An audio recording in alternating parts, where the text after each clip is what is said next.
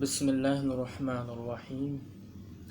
دیکھنے اور سننے والوں کو میری طرف سے السلام علیکم۔ ویورس، معمول پر جو عام طور پر یوٹیوب پر جو میں ویڈیوز یا ریکارڈنگز یا کوئی بھی انفارمیشن شیئر کرتا ہوں، تو آج میں تھوڑا سا الگ ٹاپک پر بات کروں گا کہ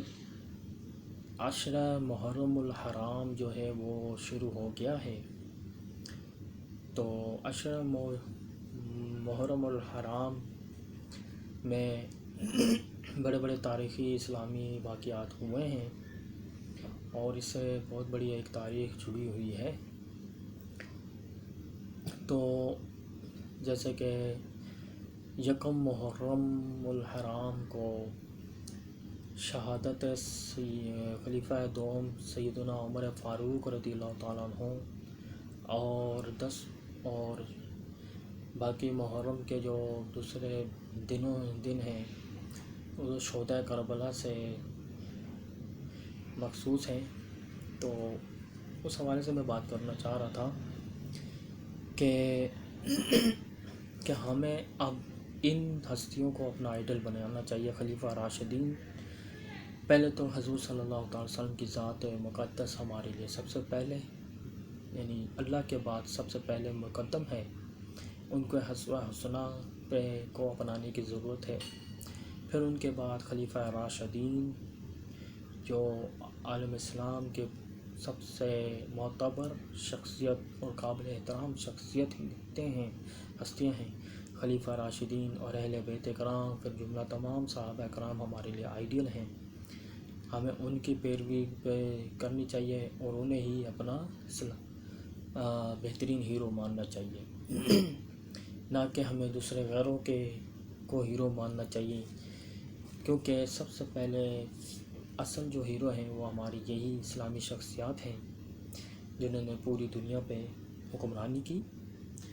اور آج بھی میں آپ کو بتاؤں، آج میں اس ٹاپک کی بات کروں گا سیدنا عمر فاروق رضی اللہ تعالیٰ عنہ کے حوالے سے۔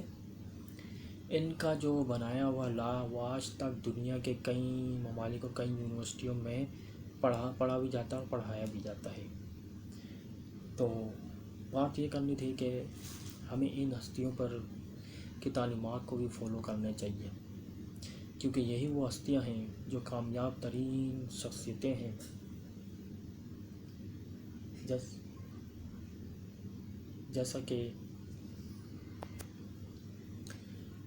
جیسا کہ میں نے عرض کیا کہ سیدنا عمر فاروق رضی اللہ عنہ ہم مسلمانوں کے خلیفہ دوم ہیں، یعنی دوسرے خلیفہ ہیں۔ تو ان کی بھی فتوحات اور ان کے لا یعنی قانون سازی کافی مشہور اور معروف ہے۔ انہوں نے بیت المال اور یتیموں کے حوالے سے جو قانون اور بے سہارا اور مفلس لوگوں کے لیے فنڈ جیسے ماہانہ وظیفہ وغیرہ مقرر کیا، اور بہت سے ایسے قانون ہیں جس کے اوپر آج بھی پوری دنیا میں کسی بھی ملک میں کسی نہ کسی طور پر وہ نافذ العمل ہیں۔ تو زیادہ تر یورپ کے کسی نہ کسی ملک میں آج بھی وہ نافذ العمل ہیں، جیسے کہ یتیموں کی کفالت کرنا اور غریبوں کی کفالت کرنا، بوڑھے جو بالکل کام کاج نہیں کر سکتے، وہ کما بھی نہیں سکتے، ان کا بے سہارا جو لوگ ہیں ان کی کفالت کرنا، یہ آج بھی اس طرح کے قانون جو ہے یورپ میں نافذ العمل ہیں۔ لیکن بدقسمتی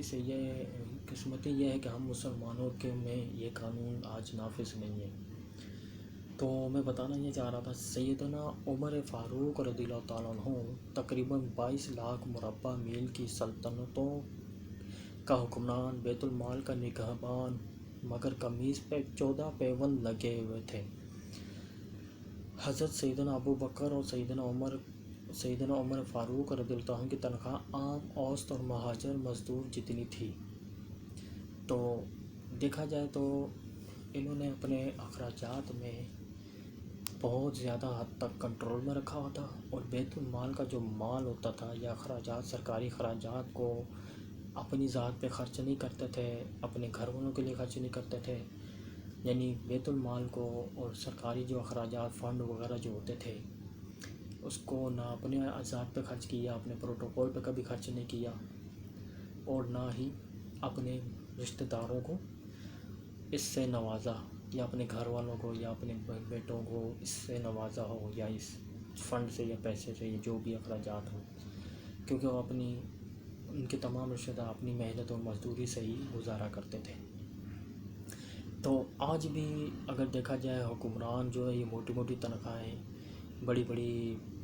ویگو اور بڑی بڑی پراڈو گاڑیوں میں جو گھومتے ہیں، اپنے لیے الگ ہے، بیٹے کے لیے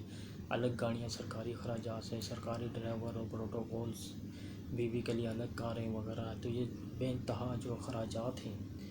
اس کو اگر کنٹرول کر لیا جائے تو معاشی بحران سے ہم آسانی سے نکل سکتے ہیں۔ آج بھی ہم اگر ان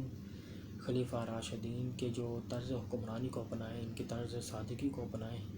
تو بہت سارے فضول اخراجات سے بھی ہم بچ سکتے ہیں، اور جو ہے معیشت ہماری کافی حد تک بہتر ہو سکتی ہے اگر اس کو غور کیا جائے تو۔ دوسرا یہ کہ سیدنا عمر فاروق رضی اللہ عنہ کی ایک بہت ہی زبردست بات یہ تھی کہ اگر جب کسی کو حاکم مقرر کرتے تو اس کے تمام مال و اثاثوں کی فہرست لکھوا کر محفوظ کر لیتے تھے، اور ان کی تنخواہیں مقرر فرماتے، وقتاً فوقتاً احتساب پر بھی جن افسران کے اثاثے زائد ہوتے اور وہ ان کی کوئی صحیح وجہ بیان نہ کر پاتے تو ان زائد اثاثوں کو بیت المال میں جمع کروانے کا حکم فرما دیتے۔ تو اللہ تعالیٰ ہمیں ایسے سچے حکمران عطا فرمائے، تاکہ کیونکہ عمر فاروق رضی اللہ عنہ جب کسی کو گورنر یا کسی کو حاکم مقرر کر کے کسی ملک یا کسی بھی جگہ بھیجتے، اس سے تمام اثاثوں کی تفصیلات اس سے لکھوا لیا کرتے تھے اور وہ محفوظ کر لیتے تھے، اور جب انہیں کوئی کبھی اطلاع ملتی کہ بھئی فلاں جو ہے وہ مہنگے بہت اخراجات اور بڑے تحفے تحائف اس کے گھر آتے ہیں، اور مہنگے قسم کا لباس پہنتا ہے، مہنگے قسم کی سواری کرتا ہے، مہنگا گھوڑا رکھا ہوا ہے، اور طرح طرح کی آسائشوں میں ہے، تو جب عمر فاروق رضی اللہ عنہ کو پتہ چلتا تو اس سے ساری تفصیلات پوچھتے، تو اگر وہ صحیح وجہ نہ بتا پاتے، یا یوں کہتے کہ لوگوں نے تحفہ دیا ہے، تو لوگ تو ظاہر ہے خوش آمدی، کچھ لوگ ہوتے ہیں خوش آمد کے طور پہ تحفہ دیتے ہیں، جیسے آج کے دور میں وزیر کو، مشیر کو، یا کسی آفیسر کو کوئی بھاری رقم دیتا ہے، کوئی تحفہ دیتا ہے، کوئی کار گفٹ کرتا ہے، پراڈو گاڑی گفٹ کرتا ہے، تو اس کے کچھ مفادات ہوتے ہیں، لیکن سیدنا عمر فاروق رضی اللہ عنہ اس چیز کے سخت خلاف تھے کہ یہ تحفے تحائف جو دیے جاتے ہیں، کیوں دیے جاتے ہیں، کس وجہ سے، کسی خوش آمد کی وجہ سے، اس عہدے سے معزول فرما دیتے تھے، پھر انہیں کہتے تھے کہ تم جا کے کوئی اور کام کرو یا بکریاں چراؤ، تو کہ جو ہے کہ تمہیں اس کام کے لیے نہیں بٹھایا ہم نے کہ لوگوں سے تحفے تحائف نذرانے وصول کرو، تمہیں کام کے لیے نامزد کیا گیا ہے۔ تو یہی وہ طرز عمل تھا جس کو آج بھی ہمارے نہ کہ ہم مسلمانوں میں بلکہ دوسرے قوموں میں بھی پسند کیا جاتا ہے، ان شخصیات کی تعلیمات کو بھی آج بھی وہ ان شخصیات پر اب چلتے ہیں اور عمل کرتے ہیں۔ مزے کی بات یہ ہے کہ ایک بہت بڑی شخصیت جو ہے وہ کوئی بزرگ تھے، بڑے عالم دین بھی تھے اور بزرگ بھی تھے اور ڈاکٹر بھی تھے، وہ PhD تھے، تو باہر کسی یورپ کے کسی کنٹری میں وہ گئے، تو وہاں کچھ یونیورسٹی کے کسی سیمینار میں گئے شاید، تو وہاں کے مختلف اسٹوڈنٹس سے ملاقات ہوئی، تو ان سے جب پوچھا کہ آپ کیا بننا چاہتے ہیں، ایک نے کہا میں یہ فلاں بننا چاہتا ہوں، میں فلاں بنوں گا، میں فلاں بنوں گا، تو ایک جو اسٹوڈنٹ تھا اس سے جب پوچھا گیا تو بولا کہ میں عمر فاروق بننا چاہتا ہوں، تو ان سے وجہ پوچھی یہ کیا ہوا، یعنی ظاہر انگریز ہے اور عمر فاروق کی بات کر رہے ہیں، وہ کیوں؟ بولا ہمارے گھر میں تذکرہ جو ہے نا سیدنا عمر فاروق رضی اللہ عنہ کا یہ ہوتا ہے، تو یہاں ہم اندازہ لگائیں کہ ایک نان مسلم کے گھر میں بھی ان ایسی شخصیت جو عمر فاروق رضی اللہ عنہ نام ہے، ان سے بھی متاثر ہیں، اور ان کے حوالے سے بھی ان سے بھی بہت شدید متاثر ہیں، اور اتنے اپنا آئیڈیل سمجھتے ہیں، تو ہم مسلمانوں کو بھی چاہیے ان کی تعلیمات کو فالو کرنا چاہیے، اور ہمیں شہدائے کربلا سے بھی یہ سبق ملتا ہے کہ ہمیں صبر و استقامت کے ساتھ اپنے دین پر قائم رہیں، کسی ظالم جابر کے آگے کبھی نہ جھکیں اور ہمیشہ حق پر قائم رہیں اور ہمیشہ سچ کا ساتھ دیں۔ یہی وہ تعلیمات ہیں جس کو اگر ہم ان تعلیمات کو پڑھیں اور اس کو سمجھنے کی کوشش کریں اور اس کو فالو کرنے کی کوشش کریں تو انشاءاللہ تعالیٰ ہمیں اللہ تعالیٰ ضرور کامیاب فرمائے گا اور ہمیں دنیا میں ہم مسلمان کو دوبارہ سے عروج عطا فرمائے گا۔